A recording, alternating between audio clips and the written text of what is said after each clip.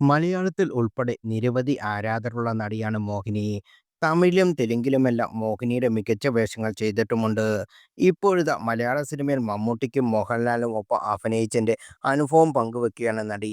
വളരെ ഉത്സാഹത്തോടെ ഫ്രണ്ട്ലിയായ ആളായിരുന്നു മമ്മൂക്ക. എന്നാൽ മലയാളം അറിയത്തിനാൽ ലാലേട്ടന്റെ അടുത്ത് താൻ കുറച്ച് പേടിയായിരുന്നു സംസാരിച്ചിരുന്നത് എന്ന് മോഹിനി പറയുന്നു. ചാറ്റ് വിത്ത് ചിത്ര എന്ന പരിപാടിയിൽ സംസാരിക്കുകയായിരുന്നു നടി. എന്നെ ഞാനായിട്ട് തന്നെ സ്വീകരിച്ച ഒരു ഇൻഡസ്ട്രിയാണ് മലയാളം. അത് അതിനനുസരിച്ച് റോൾസ് അവിടെ തരുകയും ചെയ്തു. പ്രേക്ഷകരും എന്നെ ഏറ്റെടുത്തു. മമ്മൂക്കയോടൊപ്പം ആദ്യ സിനിമ ചെയ്യുമ്പോൾ എൻ്റെ അമ്മ അദ്ദേഹത്തിൻ്റെ ഫാനാണെന്ന് ഞാൻ പറഞ്ഞു. അത് അദ്ദേഹം ഓർമ്മ വെച്ചു. 10 വർഷം കഴിഞ്ഞു എന്നോട് ചോദിച്ചു, "നീ അന്ന് എന്നോട് നിൻ്റെ അമ്മ എൻ്റെ ഫാനാണെന്നല്ലേ പറഞ്ഞത്?